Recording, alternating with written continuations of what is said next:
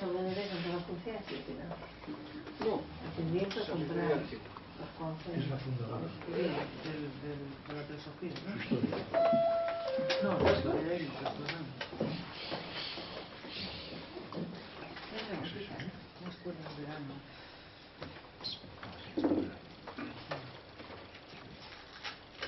¿Ya comencé?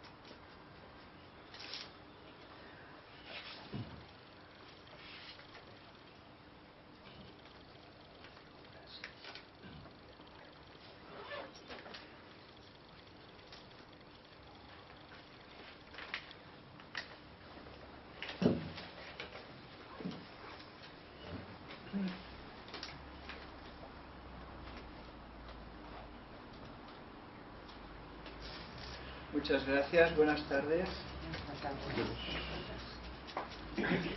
Queridos hermanos, vamos hoy a tratar un tema de vidas paralelas. Dos personajes, dos biografías, dos grandes filósofos. Vamos a ver paralelismos, vamos a buscar la fuente, la raíz espiritual de esos grandes seres. Para empezar, tal vez, crear esa imagen mental de cuando en 1891 Blavatsky murió y dejó como sucesora a Annie Besant, de la cual he puesto aquí un libro como homenaje a ella, a Annie Besant. Aquí tenemos una fotografía de Annie Besant por la época más o menos en que empezó en la Sociedad Teosófica. Y Annie Besant, la sustitución que hizo con Blavatsky es pues las conferencias que tenía pendientes Madame Blavatsky, las giras y sus trabajos, porque el presidente era Olcott. Y Annie Besant, pues una de sus primeras conferencias para sustituir a Blavatsky fue en París, a la Sorbona, a la Universidad de la Sorbona. Y allí preparó una conferencia ilustrativa para los doctores, catedráticos y profesorado de la universidad, y les habló en unos términos parecidos, como queriendo decir: queridos amigos, vuelvo a estar aquí otra vez con vosotros para continuar mis conferencias anteriores de hace 300 años atrás. De hace 300 años atrás. Porque realmente Annie Besant esto es lo que hizo en la Sorbona. Una continuación de más de lo mismo, con un paréntesis de 300 años. Porque veáis que la muerte es algo ilusorio, completamente ilusorio. Y les dio una brillante conferencia, una de sus primeras, sobre la biografía de Giordano Bruno, precisamente. O sea que Annie Besant, en una de sus primeras conferencias sobre Giordano Bruno. Pero Besant nunca reveló el interés especial que tenía ella hacia Giordano. Ella simplemente se le metió a exponer su filosofía, su enseñanza, y como una continuación de lo que ya se había enseñado allí en la Sorbona. Y volviendo eso pues atrás, hasta ese tiempo de Bruno, Giordano Bruno, explicar también que era una época difícil, una época muy atrasada. En la época de Giordano, tenemos que situarnos en el año 1500 aproximadamente. Bruno nació en el 1540, pero hasta el año 1500, por favor, tenemos que situarnos en una época muy remota. Se consideraba la Tierra plana. Cristóbal Colón acababa de descubrir que el mundo era redondo y que había continentes inmensos mucho más allá de los océanos. Acababa de descubrir Colón, el nuevo mundo y el planeta esférico. Y Copérnico acababa de descubrir que el mundo no era el centro del universo, ni mucho menos. O sea que eran unos descubrimientos extraordinarios. O sea que la mentalidad de la época todavía estaban acogidos a la enseñanza de Aristóteles. Porque curiosamente el cristianismo, o mejor dicho, el catolicismo, se incorporó la filosofía de Aristóteles, se la hizo suya. En lugar de coger otros filósofos más elevados y más perfectos, pues se acogió a Aristóteles. Y Aristóteles es un filósofo materialista y bastante ignorante. Es lo que diría Giordano, un matemático, simplemente un simple matemático, un físico. Pero Aristóteles, de filósofo y de iniciado y de ocultista, no tenía absolutamente nada. Bien, pues en esa época pues se consideraba, y en las universidades se enseñaba, además que en la enseñanza universitaria estaba unidos religión y ciencia, no iban separados. De manera que los científicos eran dominicos, benedictinos o eran de cualquier otra orden religiosa. Todos los científicos de la época pertenecían a una u otra orden religiosa. Ciencia y religión eran inseparables. Una cuestionaba a la otra, una esclavizaba y frenaba a la otra. De manera pues que según la enseñanza física de Aristóteles, pues el mundo plano, el cielo y las nubes, por encima del cielo y las nubes el sol dando vueltas, el sol, un filósofo de la época describió que el sol tenía el tamaño de mi pie, o sea, el tamaño del sol es el tamaño de mi pie. Así es como lo consideraba, el sol el tamaño del pie. Y además por encima de las nubes del cielo, entre el sol y las nubes, había la Trinidad, Padre, Hijo y Espíritu Santo, sentados en el trono en el cielo. Y luego por encima del sol dando vueltas, las estrellas fijas, que de ahí viene la palabra planeta.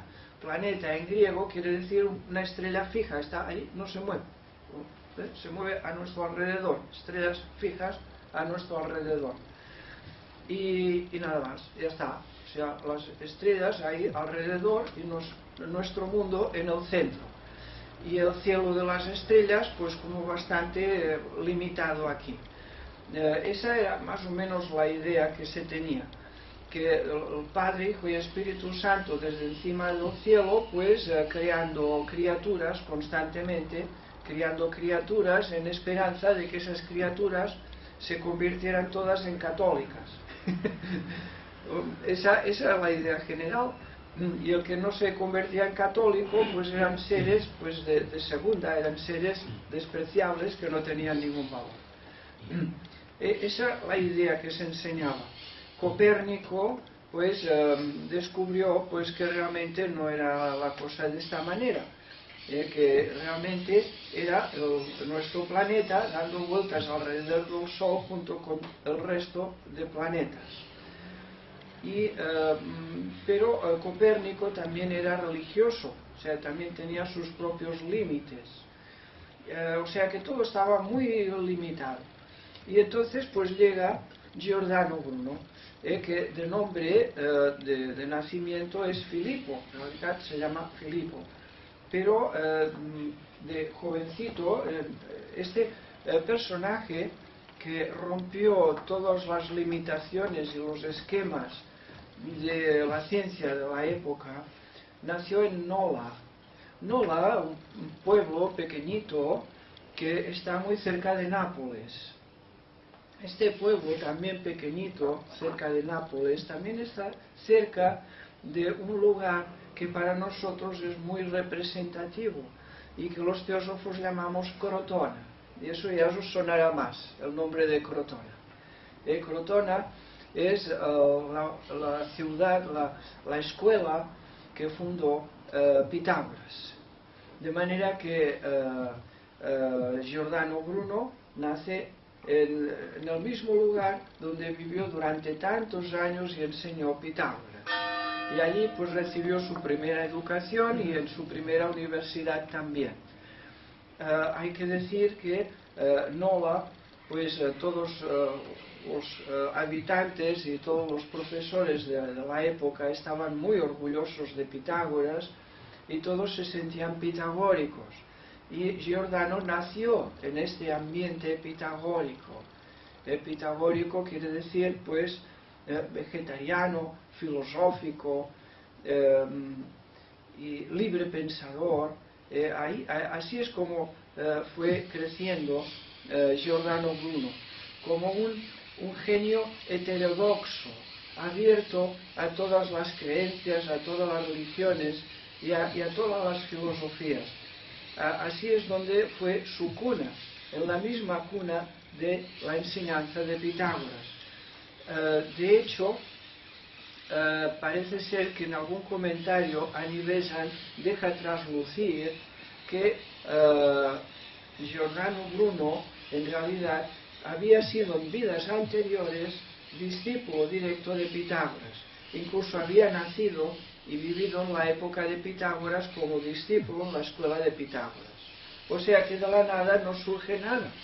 Giordano ya llevaba vidas empeñándose y esforzándose en este sendero de la filosofía, en este sendero de la verdad. Sí, entonces cuando... espérate, sí. Bueno, sí, de joven, su madre era muy religiosa, la madre de Giordano Bruno, una persona muy mística. Giordano también toda su vida fue un gran místico, un carácter místico total. Místico en ese sentido de recogimiento interior y de fe en lo espiritual, una fe inquebrantable hacia lo elevado, hacia lo espiritual, hacia el alma de las cosas, en esa búsqueda de la verdad espiritual. En ese sentido místico, religioso, interior, le educó su madre. Pero la madre, que era muy religiosa también, le inculcó la idea de hacerse religioso. De manera que Giordano Bruno entró en la orden de los dominicos, de los predicadores. En esa época los dominicos eran predicadores. Por esa razón, casi todos los dominicos de la época los llevaron a América y a otros países a predicar.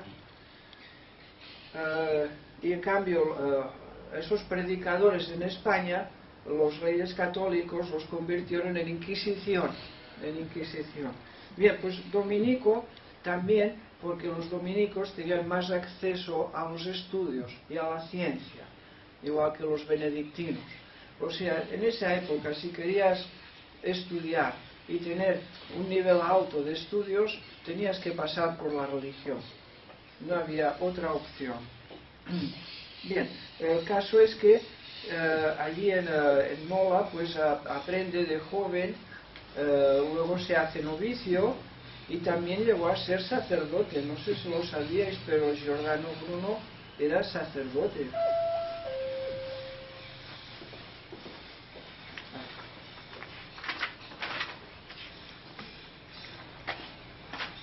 Aquí, sí. Bien.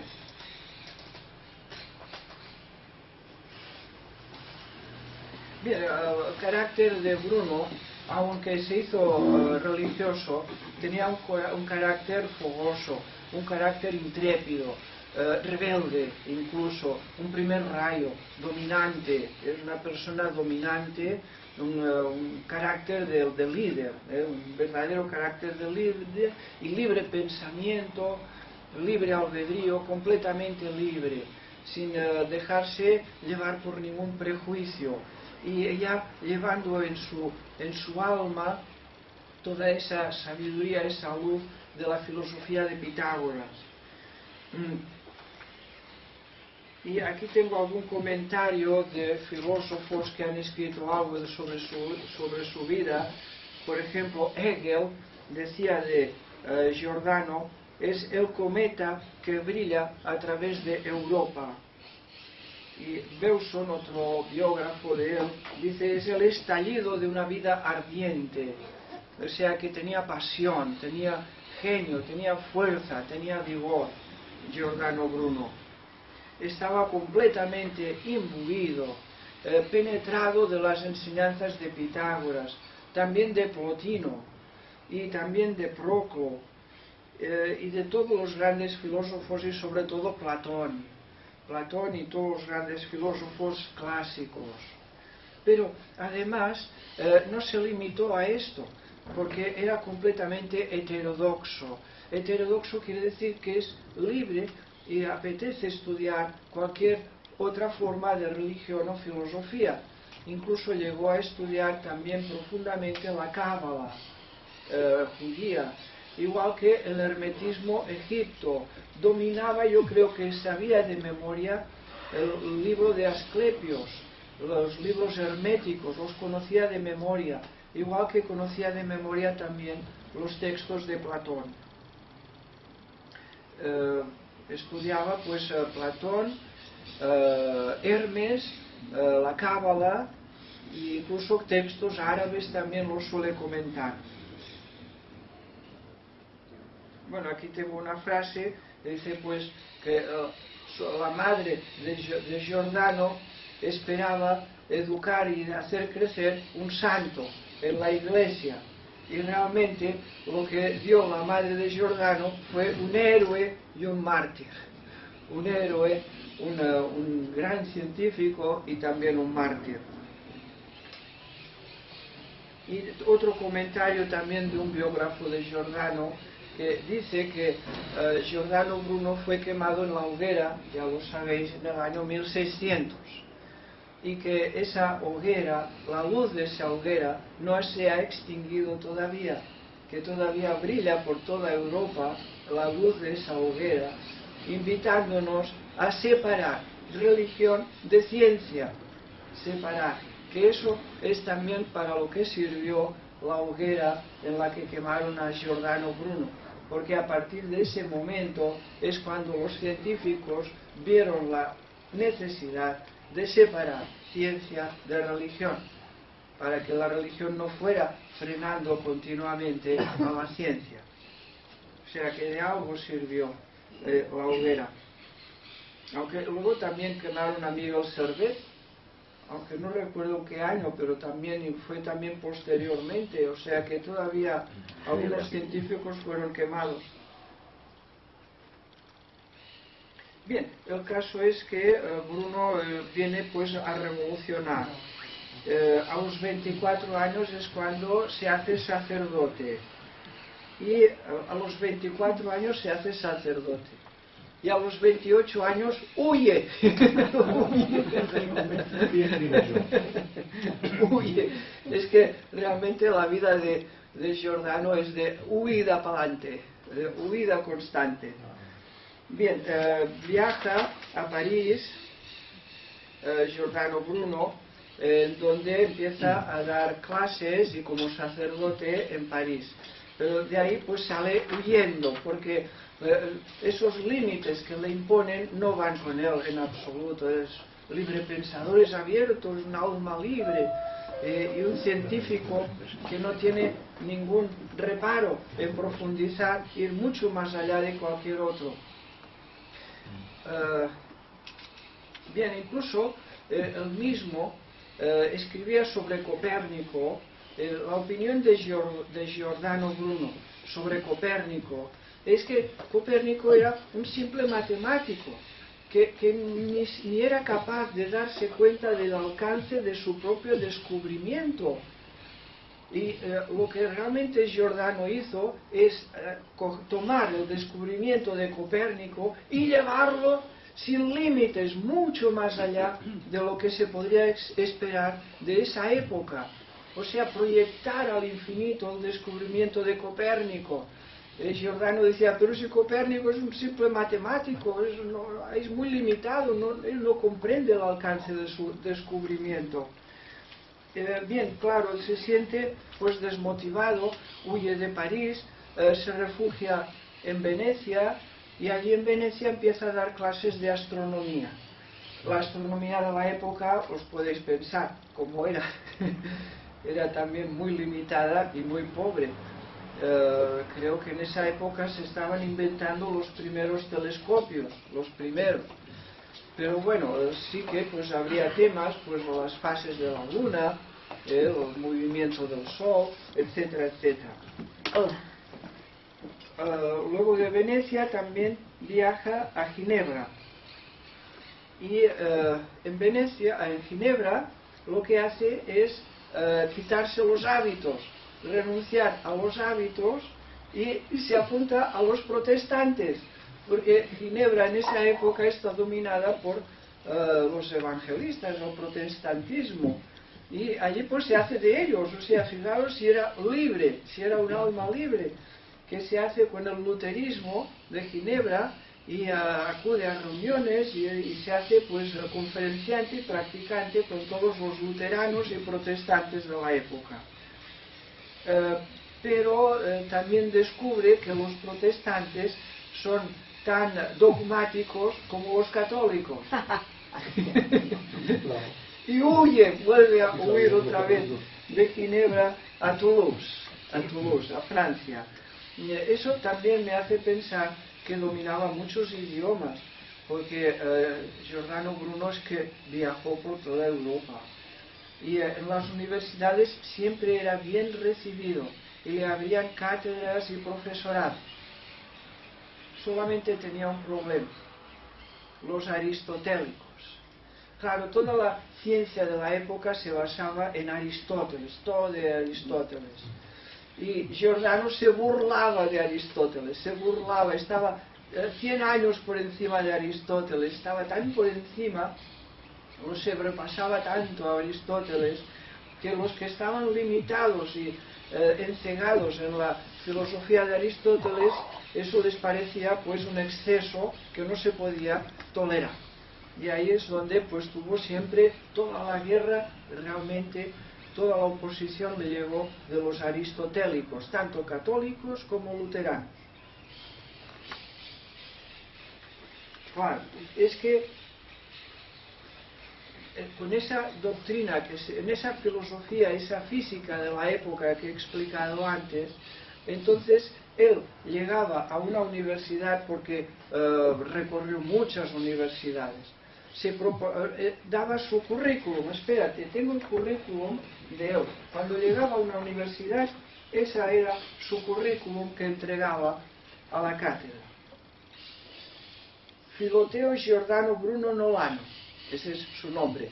Fijaos que ya delante de su nombre pone Filoteo, Filoteo, o también a veces Teófilo, porque también escribió obras de diálogos en los cuales él mismo, como dialogante, se pone el nombre de Teófilo. Teófilo. Ese es el nombre que le gustaba, el apodo que él mismo se ponía, Filoteo o Teófilo. Teófilo, teósofo, ¿os suena? Ahí veis la comparación. Teófilo quiere decir amante de Dios. Teófilo, amante de Dios. Filoteo, lo mismo, amante de Dios. Filoteo Giordano Bruno Nolano. Nolano porque era de Nola, de la ciudad de Nola. También eso presumía mucho, porque era la ciudad de Pitágoras. Él siempre fue un hijo espiritual de Pitágoras. Doctor de la más elaborada teología, profesor de la más pura e inocua sabiduría, conocido en las principales academias de Europa, aprobado y honrosamente acogido como filósofo, en ninguna parte extranjero, salvo entre los bárbaros y los innobles, despertador de las almas endormecidas, despertador de las almas endormecidas, domador de la ignorancia. Ese era su currículum, no lo ponía así. Domador de la ignorancia, presuntuosa y recalcitrante,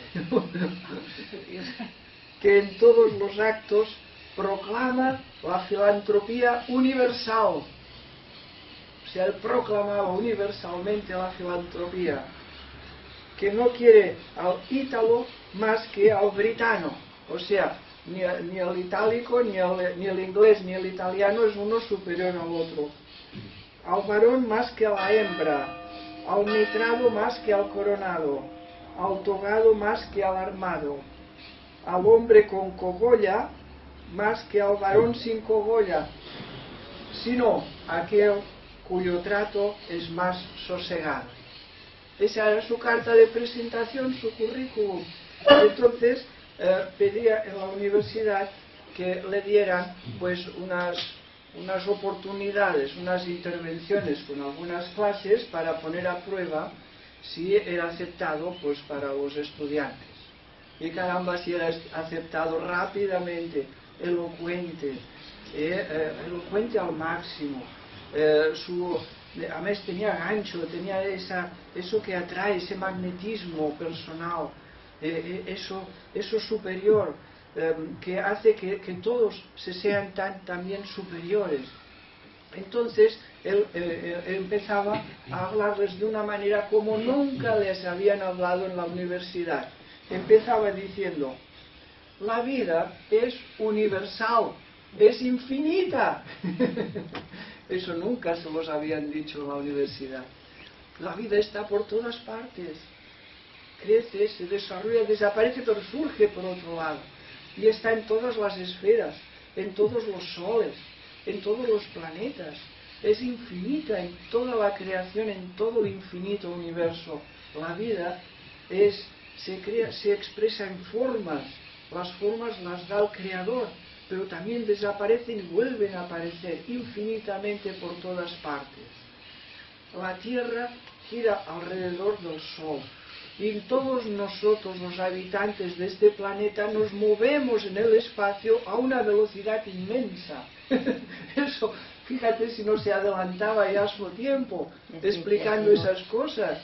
Estamos viajando en un espacio infinito, inconmensurable, una creación inmensa del infinito, viviendo en este planeta, viajando y girando alrededor del Sol junto con otros planetas hermanos a nuestro alrededor, que también están llenos de vida, de seres, de luz, evolucionando, perfeccionándose. Eso nunca nadie lo había explicado, para que os deis cuenta del mensaje, de lo que representó la revolución, verdadera revolución de Bruno. La vida encarna en formas por doquier, por todas partes, visibles e invisibles. Visibles e invisibles. La vida reencarna constantemente en el espacio y aquí en todas partes. Y mira cómo lo decía él: creando seres vivos por todas partes. Esta vida universal e infinita es el ser universal. Esta vida es Dios. Esto es Dios. ¿Veis la revolución?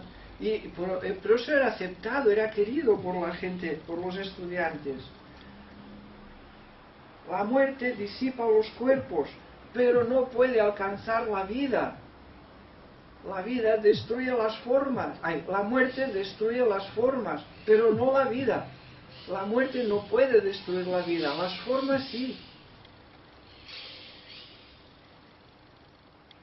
El cuerpo solo es válido, o sea, el cuerpo solo es útil como instrumento de una vida noble.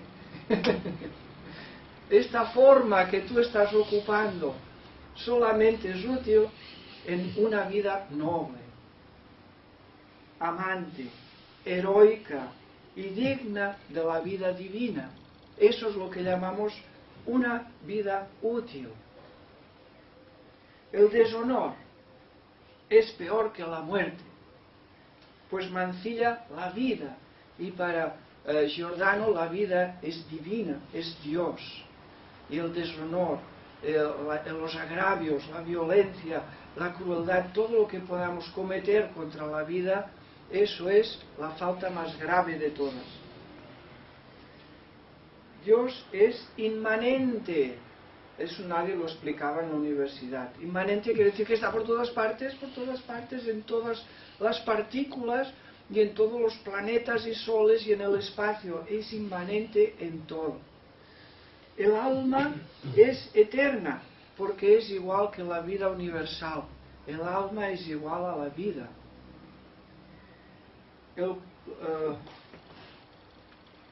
Bueno, él también se esforzaba en desarrollar una religión, o sea, un culto, un ritual, a lo bello, a lo bello. Eso es lo que él decía, que había de hacerse misas, misas y culto a lo bello, a lo verdadero y a lo bello. Eso era la religión que predicaba Giordano Bruno, la religión a lo verdadero y a lo bello. Eso es platónico, puramente platónico. Bien, esas tesis, como he explicado, he hecho un poco de resumen de las tesis que él presentaba, sus conferencias en las universidades, que, repito, le abrían todas las puertas, todas las universidades le abrían las puertas de par en par.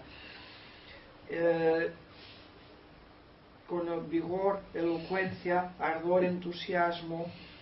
Era realmente un apóstol de la ciencia. Si tendríamos que ponerle un título, sería este: apóstol de la ciencia. Luego, con 32 años, Giordano Bruno recibe el doctorado en artes y cátedra de filosofía, da conferencias sobre astronomía y escribe sobre alquimia y hermetismo. Escribe muchos libros, escribió mucho. Giordano Bruno no solo escribió sobre astronomía, ciencia y filosofía, sino también magia, hermetismo, alquimia y ocultismo en general. Ocultismo en general, sobre todo el hermetismo. Era un fenómeno. Pero siempre en oposición a los aristotélicos, que ahí es donde estaba el pincho, el pincho. De manera que en Toulouse, pues exponiendo estas doctrinas que son suyas, esos pensamientos elevadísimos de filosofía, pues se gana la antipatía de los aristotélicos, que le persiguen realmente, incluso para darle una paliza a manos, hasta llegar a manos, de manera que de Toulouse tiene que salir huyendo, pero no de nadie más que sino de los seguidores aristotélicos, o sea, los académicos, los que siguen esa enseñanza clásica. Y huye a París. Ahí en París es protegido por el rey Enrique III de Francia. O sea, que es protegido quiere decir que es conocido y presentado al rey. Figuraos la talla de Giordano. Allí da clases, es donde da las conferencias en la Sorbona. Ahí es donde Besan dice: vuelvo a estar aquí después de 300 años en la Sorbona. Ahí trata, en la Sorbona da clases, es curioso, de un mallorquín que se llama Ramón Llull. Era su especialidad.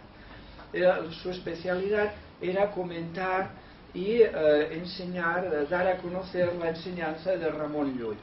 Ramón Llull fue un enciclopedista, yo diría que el primer enciclopedista de Europa. Ramón Llull escribió enciclopedias y libros de toda clase de ciencias físicas y filosofías de su época.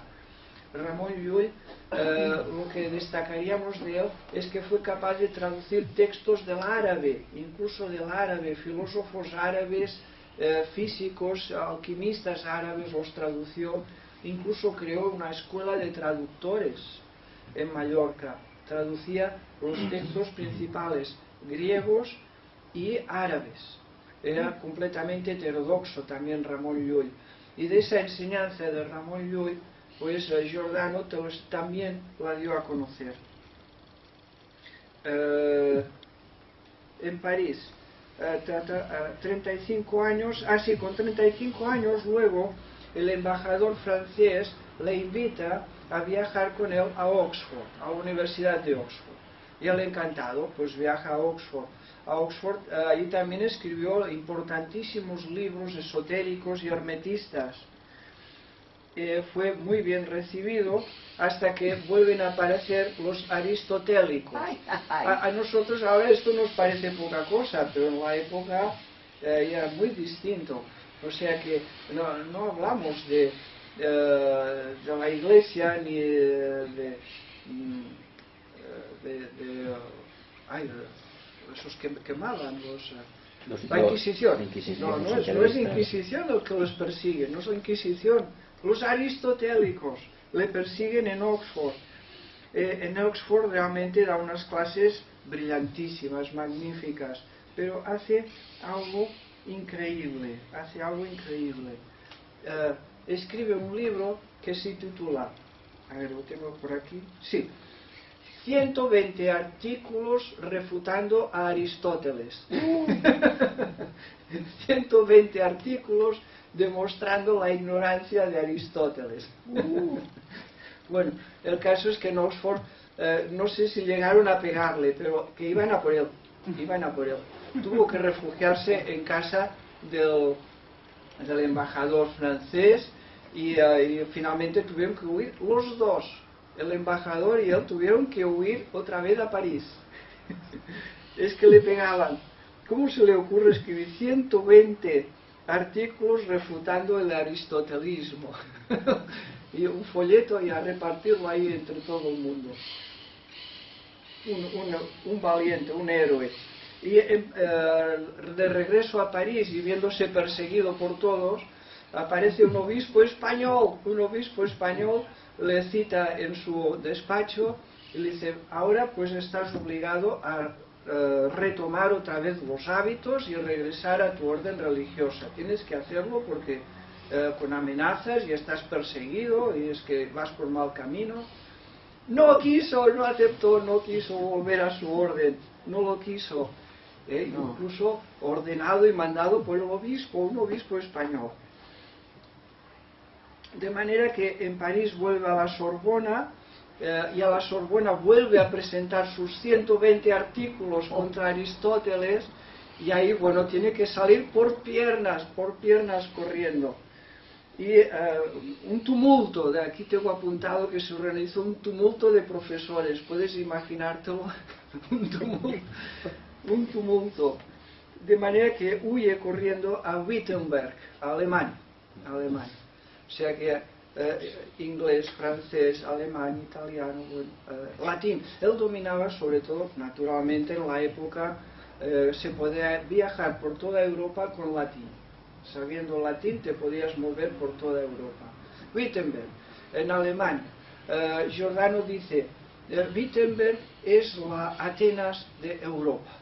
La Universidad de Wittenberg, la Atenas de Europa, porque es libre, hay libre pensamiento y allí pues se pueden expresar las creencias y las ideas con libertad, o por lo menos eso pensaba él. Allí le conceden una cátedra universitaria y escribe varios libros esotéricos, escribió mucho, pero también os tengo que decir que no sabemos por qué razón, o podemos imaginar, la inmensa mayoría de libros de Giordano desaparecieron. Actualmente se están recuperando fragmentos y algunos, aún se están recuperando algunos escritos de él. O sea que fueron desapareciendo. Quedó muy poco de toda su obra, podríamos decir que actualmente la mitad se ha perdido.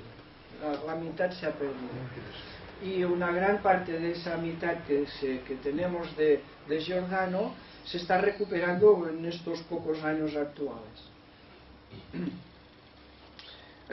Wittenberg, en Alemania, hay que decir que es la cuna del luterismo, o sea, del protestantismo. O sea que allí tenías que ser protestante, en esa universidad. Y allí pues hay un momento en que ese libre pensamiento, ese libre albedrío, esa libertad en la universidad se acaba. Hay un momento que los protestantes dicen hasta aquí, estos somos protestantes y todos tenemos que seguir en esa línea. Y en cuanto se hacen fuertes los protestantes, ya tenemos a Giordano saliendo otra vez por la puerta de atrás. Bien, huye a Praga. ¿Praga está en Polonia? No, Chequia. ¿Praga? Polonia. Polonia. No, Chequia, Chequia, Checoslovaquia. ¿No? Checoslovaquia, Praga. Checoslovaquia. Y allí No en Praga, existe, es Chequia. en Praga es presentado al emperador Rodolfo II. Este Rodolfo II es un personaje extraordinario de la época que recoge, no sé si en su palacio o a su alrededor, todos los mejores alquimistas de la época. Los recoge, los apoya y les da dinero y les da pues lugares de trabajo. O sea, este Rodolfo II de Praga es un verdadero esoterista, un ocultista, y siempre aparece reunido con los mejores sabios de la época. Y pues Giordano pues también estuvo con él un tiempo. Pero este Rodolfo II no acoge a Giordano, sino que le da un dinero para que esté pues el tiempo que necesita estar ahí refugiado en Praga.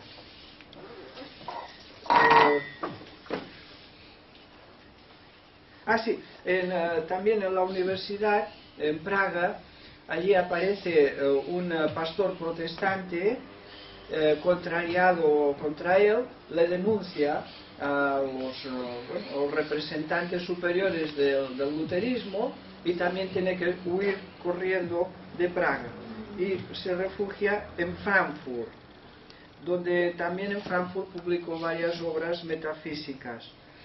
Y luego de Frankfurt, pues allí toma amistad con un personaje de Venecia a quien él pues le toma confianza y no lo debería haber hecho, y le invita a Venecia.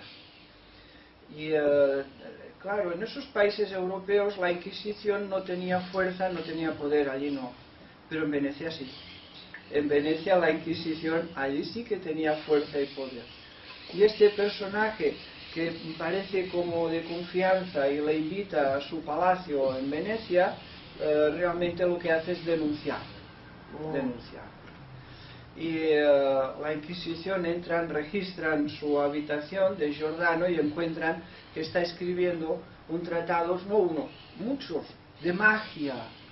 Tratados de magia en aquella época. Alguno de ellos se ha podido recuperar, los tenemos todavía, por alguna razón ha quedado algo de sus tratados de magia.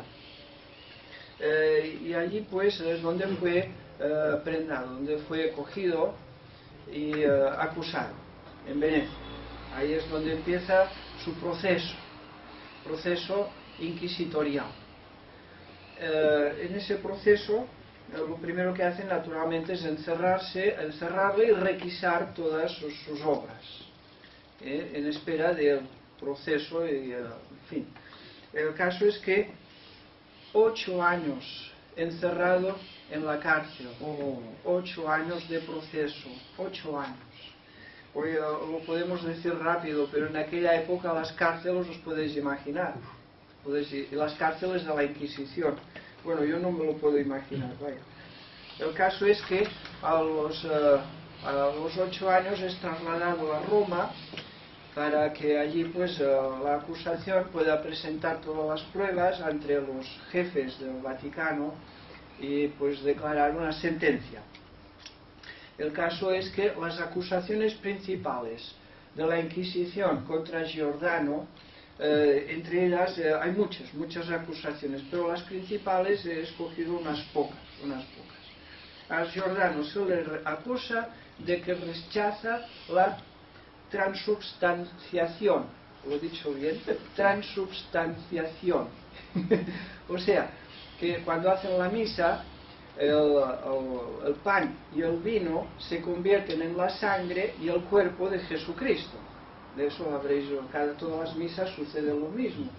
Y la comunión para un sacerdote es lo más sagrado, es la carne y la sangre de Jesucristo. Y eso pues le preguntan a él, ¿y tú qué opinas? Y él dice, ni hablar de eso, ni hablar. La comunión es la comunión, y la sangre y el cuerpo de Jesucristo pues será otra cosa. Pero de esa transformación, pues no, eso no es científico, no tiene nada que ver con la ciencia, eso será una creencia personal. Bien, el caso es que al no aceptar eso, pues es la base, es lo más importante de la religión católica, considerar que la comunión es el cuerpo y la sangre de Jesucristo, sino donde está el corazón, la esencia de la religión. Luego también rechaza de que la Trinidad, Padre, Hijo y Espíritu Santo viven sobre la esfera celeste. Según Aristóteles, pues sería entre el tercer y cuarto nivel por encima de las nubes. O sea, en esa esfera celeste, pues allí Padre, Hijo y Espíritu Santo, procurando que todos los que viven en este mundo sean buenos católicos. Ella dice que esto ni hablar, eso no se sostiene de ninguna manera. ¿Y qué? ¿Encima del polo norte o polo sur o encima de qué? De manera que cuando le pregunto, bueno, ¿y dónde está Padre, Hijo y Espíritu Santo? Pues ¿dónde están? Aquí. Aquí están. Bueno, a la hoguera, rápido, rápido a la hoguera. Cuando les contestan, no, aquí está la Trinidad Divina, está todo aquí y en vuestro corazón, en el corazón de todos los seres humanos. A la hoguera. Y luego otra acusación es que dice que todos los mundos están habitados, que la vida es infinita, que el Creador, el Padre, ha creado seres por todos los mundos y planetas y en todo el universo. Claro, eso ya es impensable si el Creador está aquí encima de las nubes nuestras. O sea, figuraos las acusaciones. Por eso le quemaron. Y luego también le acusan de declarar que el alma está dentro del cuerpo físico. Pues eso ya, ahí ya no llego a entender porque es lo normal. Para mí es una cosa tan lógica, es algo tan lógico.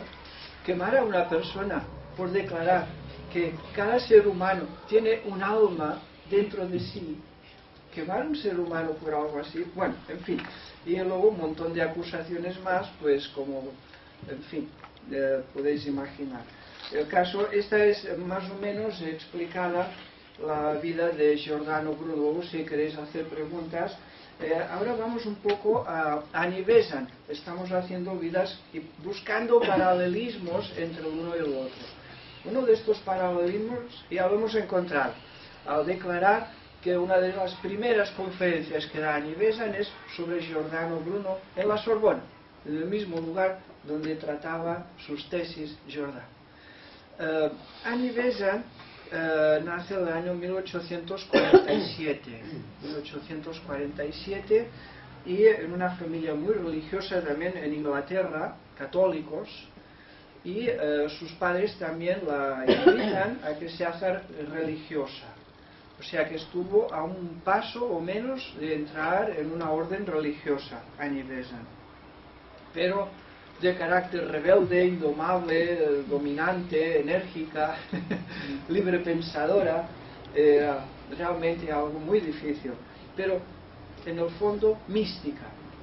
En el fondo Annie Besant siempre desde pequeña se demostró mística e interesada por la ciencia, siempre. Y desde, bueno, el latín dominaba, es lo primero que aprendió el latín, igual que Giordano. Giordano era un maestro en latín, Annie Besant también era maestra y dominaba perfectamente el latín. Y desde pequeña Besant también percibía seres invisibles a su alrededor.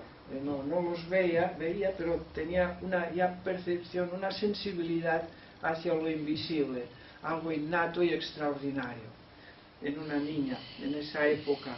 Luego también viaja a París de pequeña, de adolescente viaja a París, aprende francés, aprende alemán, igual que Giordano, que dominaba los principales idiomas de Europa. Y en Inglaterra luego se casa, 1866, Annie Besant se casa con un clérigo católico, un clérigo católico, y además machista, un clérigo y además machista.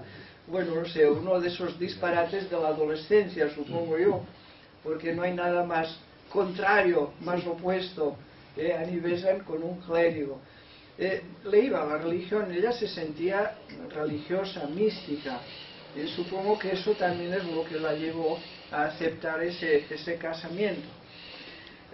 Se casó, el nombre verdadero de Besant es Anna Watts, Anna Watts. Ese es su nombre verdadero. Pero al casarse se adopta el apellido del esposo. El esposo se llamaba Besant, Frank Besant. Y bueno, pues de ahí que la conocemos como Annie Besant. Es de su esposo. Tuvieron 2 hijos con este clérigo, 2 hijos. Pero no sé si aguantó 4 años, 7 años aguantó, tormentosos, enormemente, 7 años de lo más tormentoso que os podéis imaginar. 7 años. Al cabo de 7 años ya el divorcio, no sé si se podían divorciar en esa época, pero ya Se la separaron. separación. Creo que los hijos de Besant siguieron más al padre que a la madre, creo. Bien, el caso es que en esa época pues Besant se sentía atraída por la religión, escribía temas religiosos, pero siempre con ese libre pensamiento y con esa filosofía innata que estaba ya en ella. Por ejemplo, ya de pequeña escribió un texto.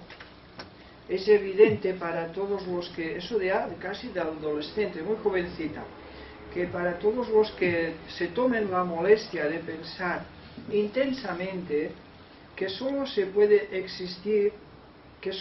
existir una eterna y original substancia y que materia y espíritu son sus distintas manifestaciones.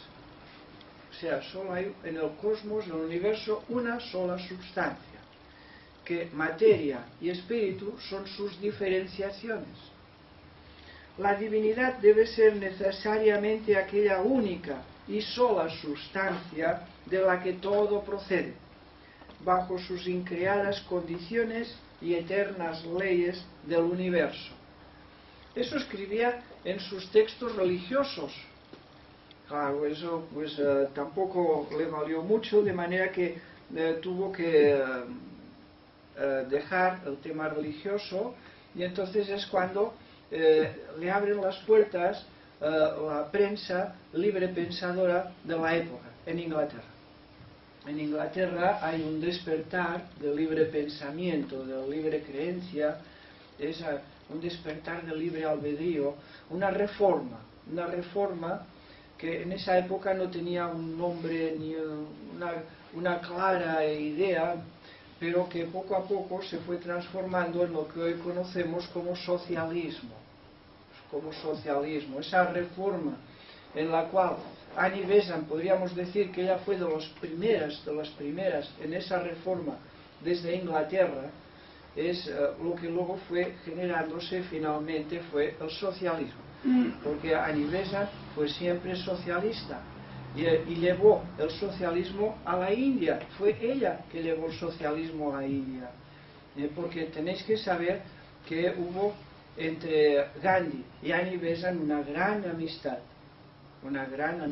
uno a otro, se admiraban mutuamente, con admiración uno con el otro, pero Gandhi era conservador, era de derechas, y Besant era de izquierdas, era socialista.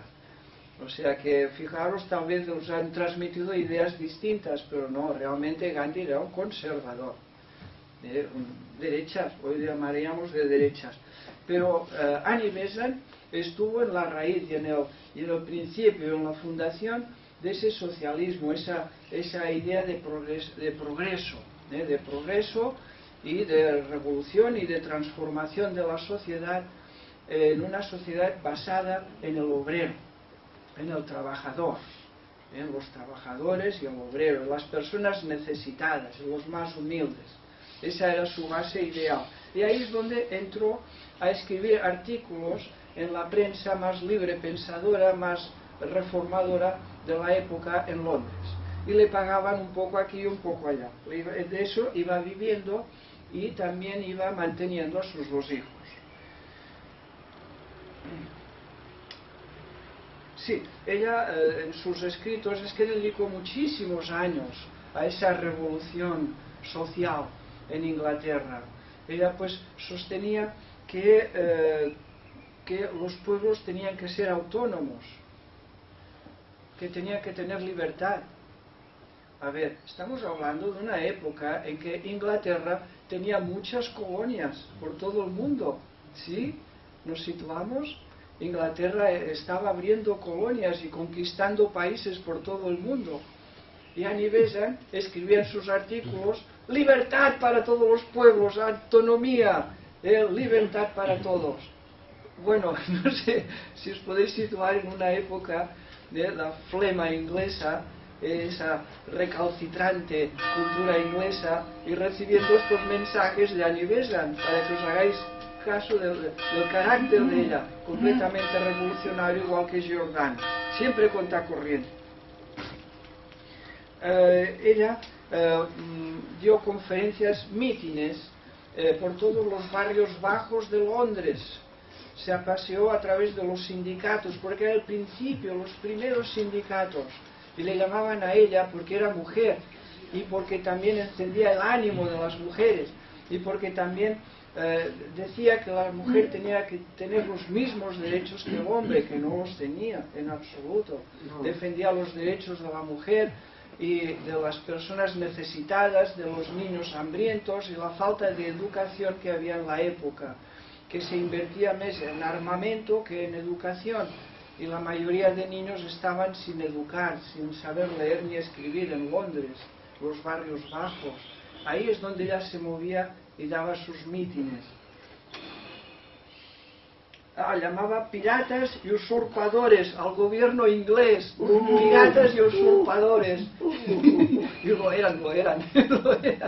Y además defendía a los irlandeses, porque en esa época los ingleses daban mucha caña, se trataban muy mal a los irlandeses, tenían, un desprecio total hacia los irlandeses, y ella defendía a los irlandeses, piratas y usurpadores al gobierno inglés.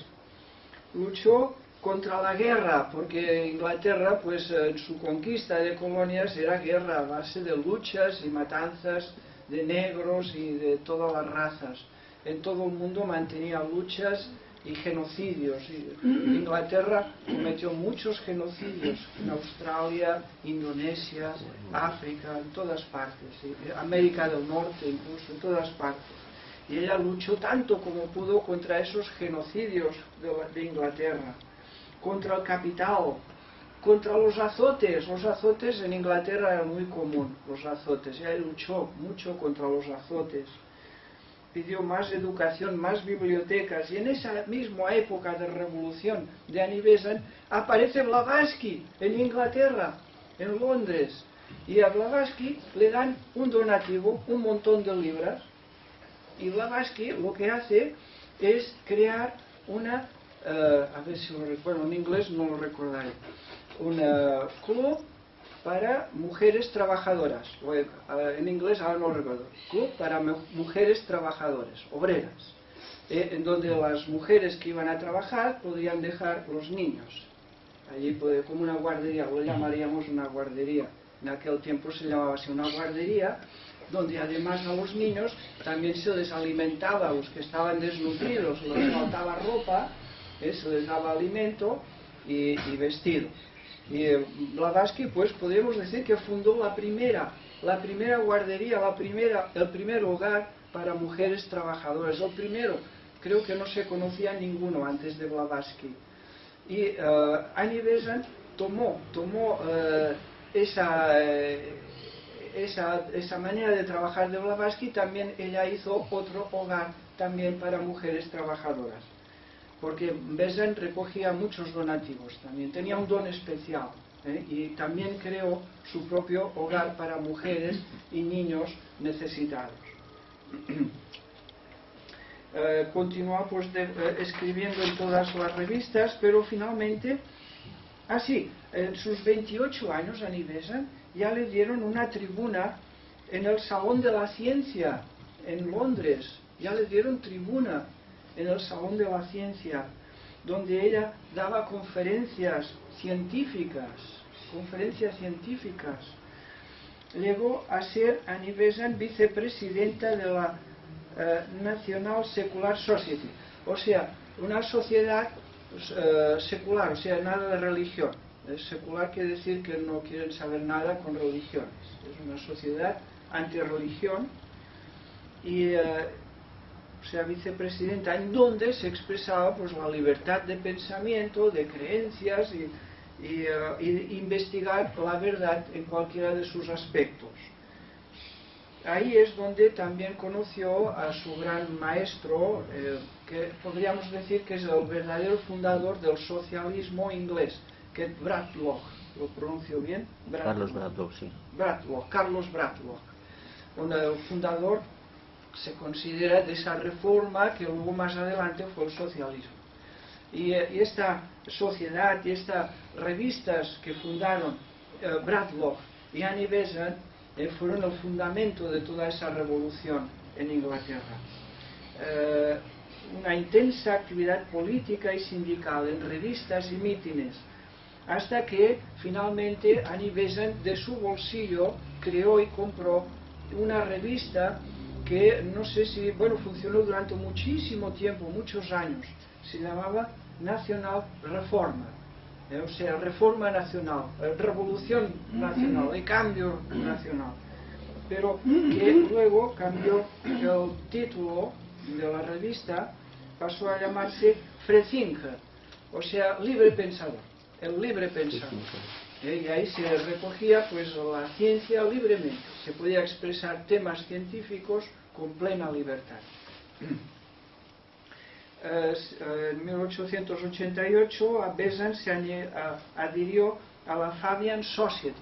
Fabian Society es realmente ya el socialismo en Inglaterra. Y daba conferencias a los obreros. Sus conferencias eran multitudinarias. Luego fundó más revistas. Bueno, aquí tengo un montón de revistas en Londres. Y finalmente, pues,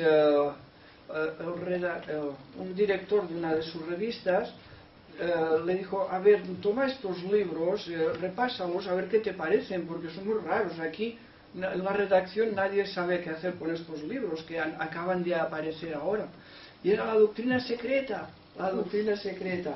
Le llegan a Annie Besant coge esos libros y dice: pero si esto es lo que yo buscaba, esto es lo que yo buscaba, la doctrina secreta, por favor llevarme a la autora de estos libros, que entonces estaba en Londres, llevarme a ella, quiero conocerla.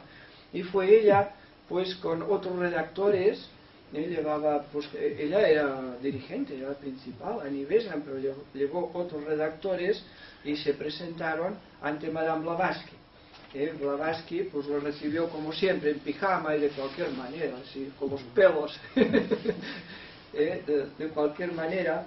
Y bueno, pues encantados de conocerte, muy bien, y la entrevista para poner el artículo en los diarios y ya está.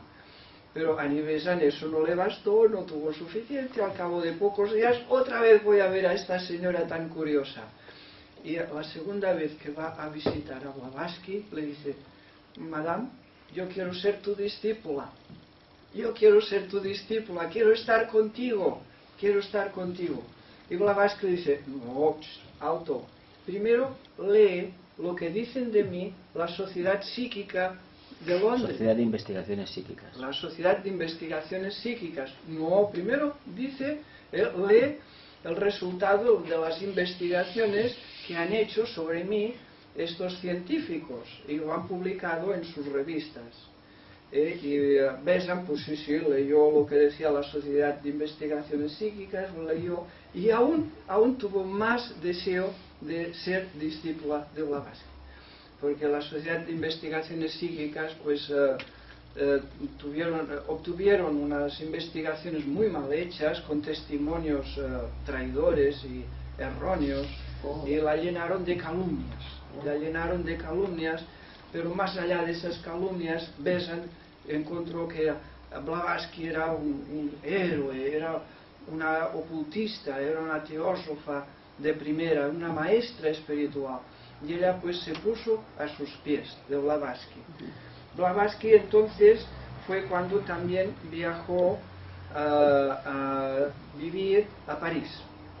Annie Besant aprovechó un encuentro sindical en París para reunirse otra vez con Besant. Y fue al piso donde vivía Besant con condesas. Blavatsky iba siempre rodeada de condesas, marqueses y gente de alta alcurnia. Estaban reunidos y Blavatsky era una noche y estaba escribiendo. Y se había sentado a escribir y Besant también estaba allí, lo vio con muchos testimonios y en unas pocas horas de la noche, de la tarde, 3 horas, 2-3 horas, escribió el libro La voz del silencio, La voz del silencio.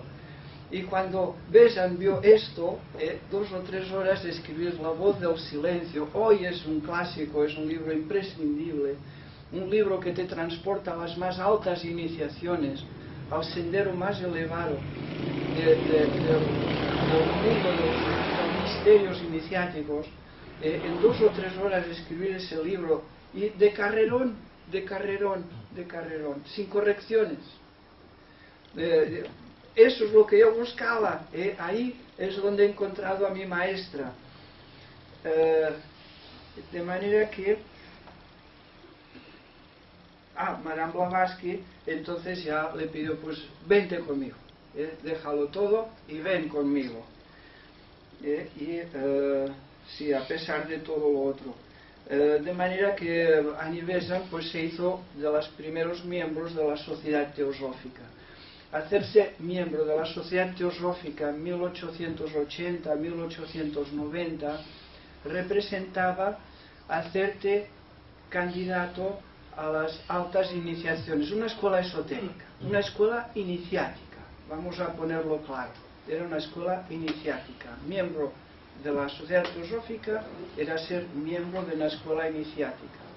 En cuanto supieron los colegas de Besant que se había hecho miembro de esta escuela de la Sociedad Teosófica, todos lo rechazaron, todos le dieron la espalda en Londres. De manera pues que tuvo que viajar a la India. Blavatsky, como he explicado antes, muere en 1891. Él le dice a Besant: tú tienes que seguir mi trabajo. Mi trabajo era, pues, el trabajo de Blavatsky era llevar la escuela interna, escuela esotérica, y las conferencias que tenía pendientes por todo el mundo Blavatsky. Y el presidente era Olcott. Pero Olcott también la nombró a ella la heredera, la descendiente. Ese nombramiento de Besant como presidenta internacional de la Sociedad Teosófica fue seguido también de una enorme polémica, porque el presidente de la Sociedad Teosófica en América, en Estados Unidos, se separó, no quiso saber nada de Annie Besant. No hubo conflictos en esa época, pero realmente es que era una gran iniciada. Annie Besant era un talento, era una persona muy elocuente y muy magnética. Sus conferencias eran multitudinarias. De manera que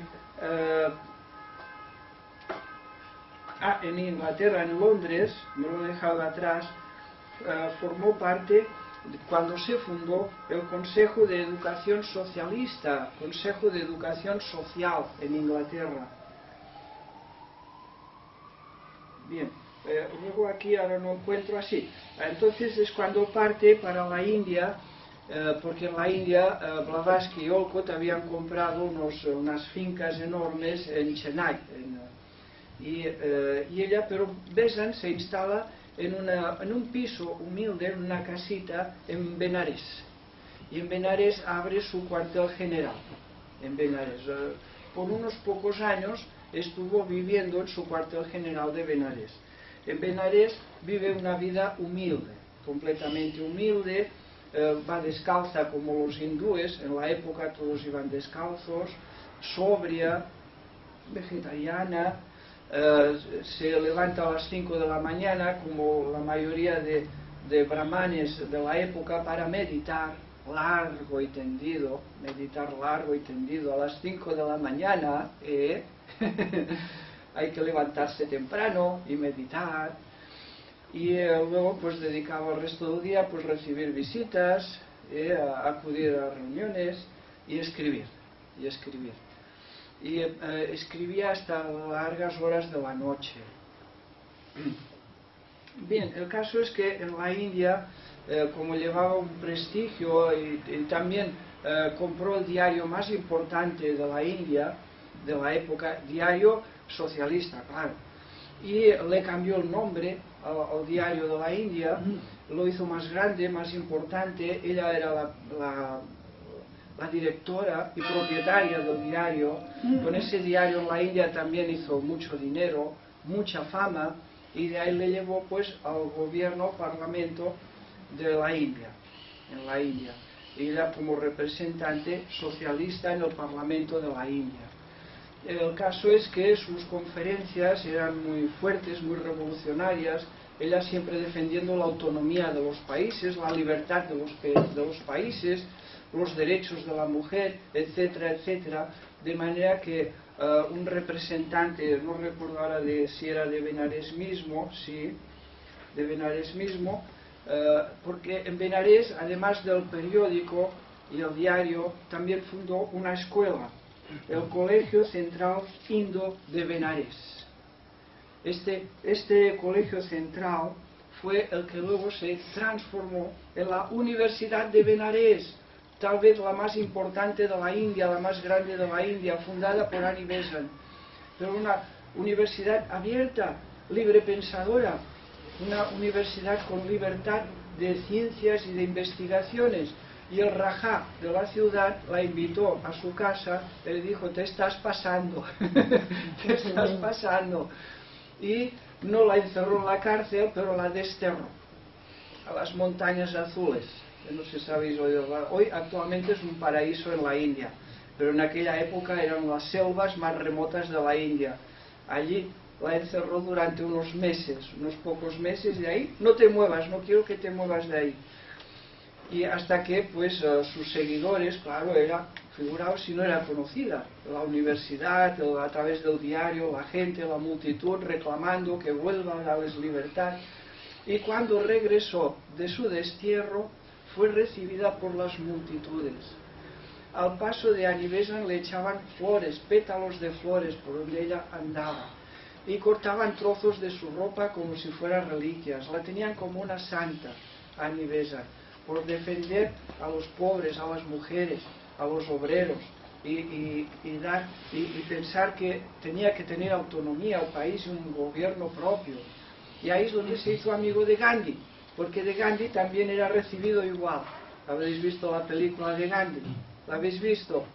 Cómo era recibido por la multitud y tratado como un santo. Pues Besant igual. En la India era recibida igual que Gandhi. Lo que habéis visto de Gandhi en la película, Annie Besant igual en la India. Esto no nos lo han enseñado, pero es así. Era recibida como una santa, porque era teósofa, y era todo amor, y lo daba todo. Una persona muy humilde. Pero al contrario de Gandhi, Besant defendía que la India tenía que tener maquinaria, industria, telares. Tenía que tener una potente industria y dar trabajo a todos los obreros y desarrollar técnicas más actuales, y dar un paso hacia esa vanguardia tecnológica. En cambio Gandhi decía no, que cada uno se teja a mano su ropa en su casa. Sí, era distinta política uno del otro. Bien. Annie Besant fundó un semanario que se llamaba Commonwealth. ¿Os suena el nombre? Commonwealth. Ella fundó esta idea, y esta idea cogió fuerza, y luego la tomó el gobierno inglés para denominar a todas sus colonias alrededor del mundo, la Commonwealth, la rueda común, ¿verdad?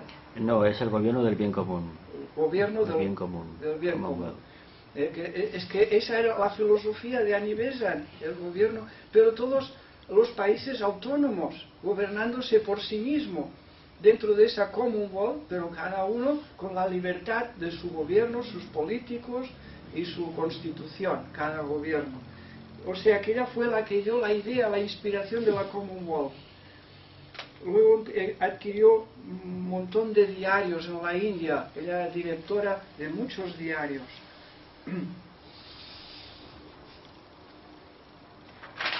Ya termino. Yo creo que he expresado todo bien. De Besan, pues si la comparamos esa vida de Besan con la de Giordano Bruno, veremos que no hay mucha diferencia.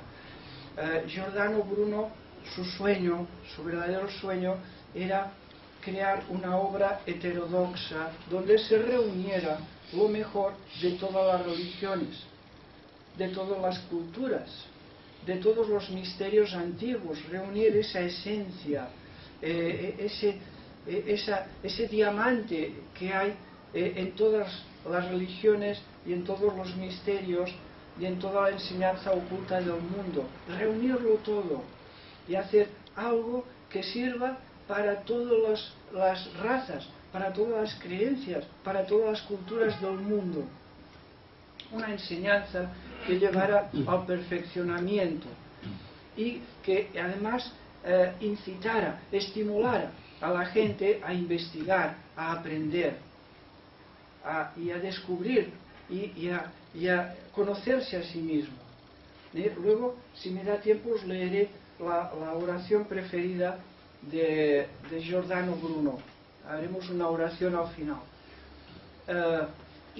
Pero eso quedó como proyecto. Giordano Bruno no pudo realizar, no le dieron tiempo, le cortaron la vida antes de llegar a eso.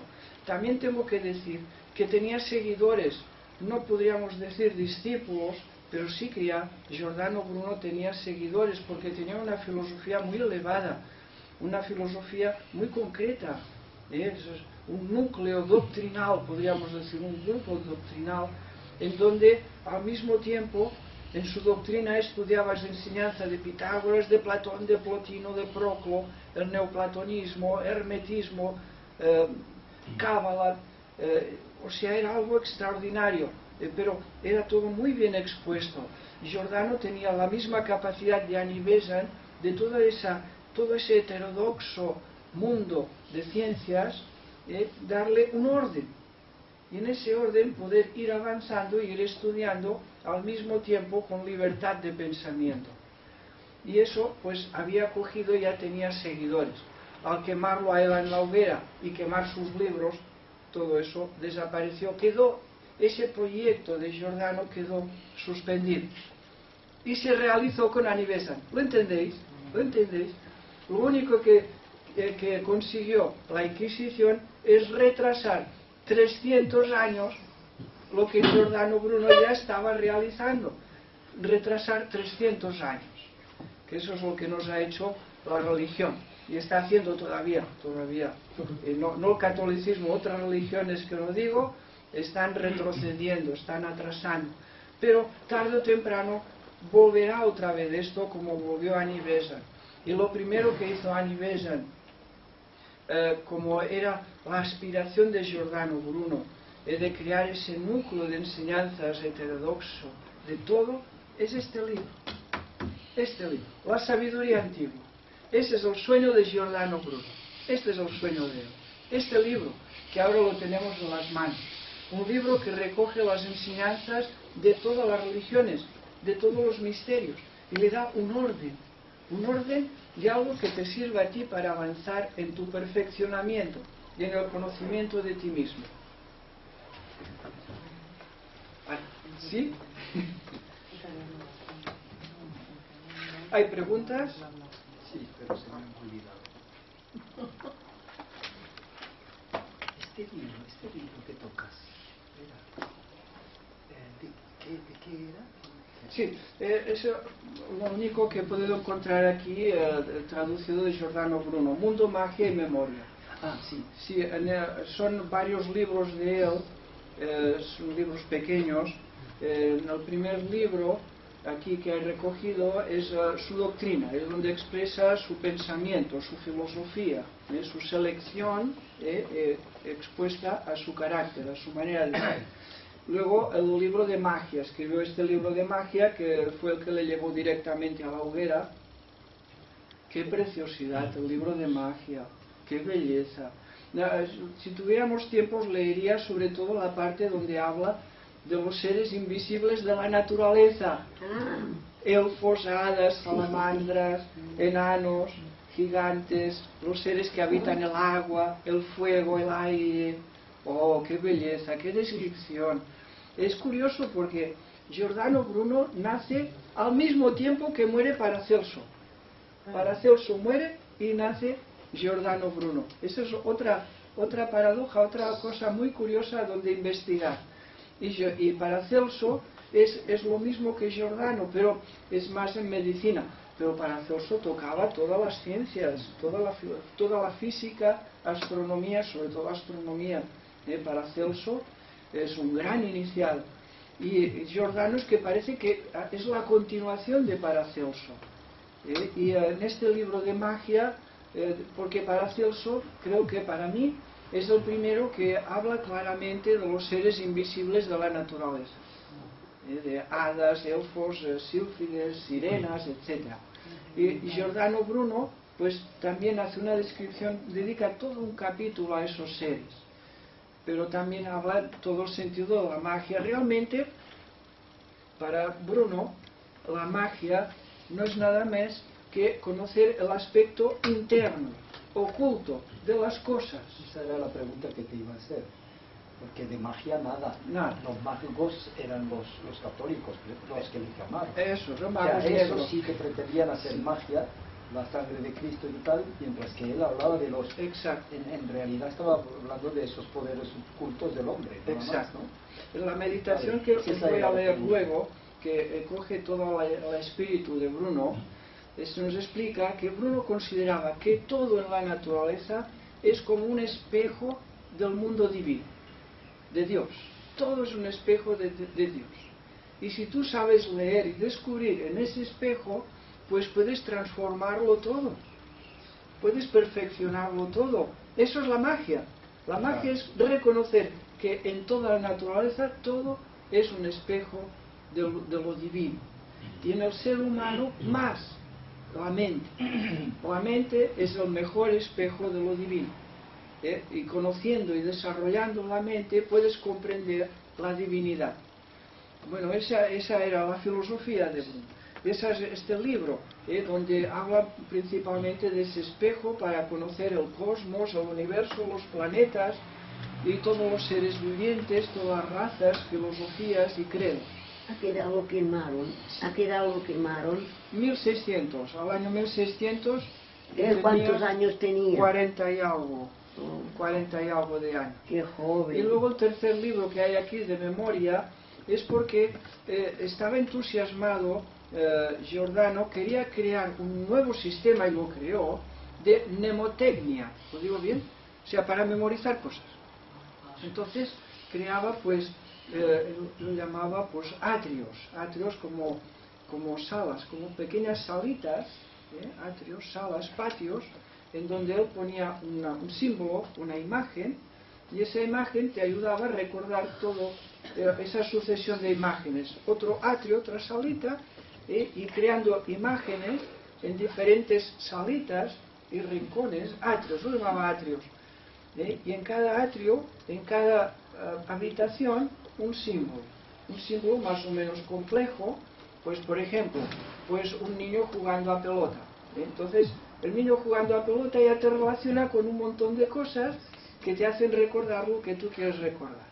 Y en cada atrio, en cada habitación, pues un símbolo de estos cotidianos, cosas cotidianas, y ahí desarrolla pues todo un sistema brillantísimo, excelente, para aprender a desarrollar la memoria. Y una de las y a razonar también. Y razonar. Que eso es lo que le pasa aquí, ¿no? Que son todos unos sabiondos. Enseguida deja que despierten todavía, porque todo es simbólico.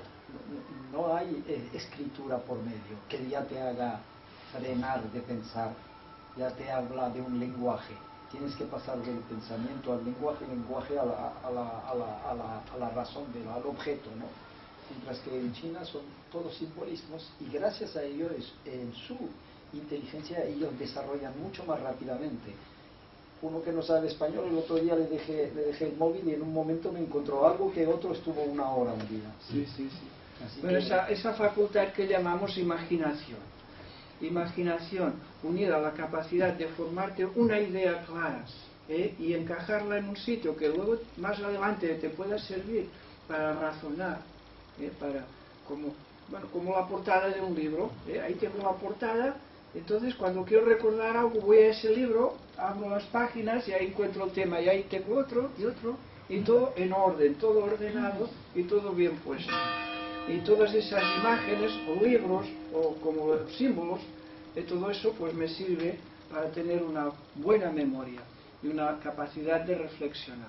Eso Annie Besant también lo trabajó, inconscientemente también trabajó conferencias y ese tema del desarrollo de la mente y del pensamiento.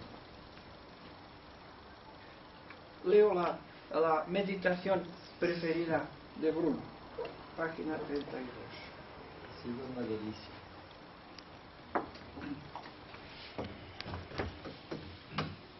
La espalda derecha, el cuello erguido, relájate, cintura recogida, esa respiración.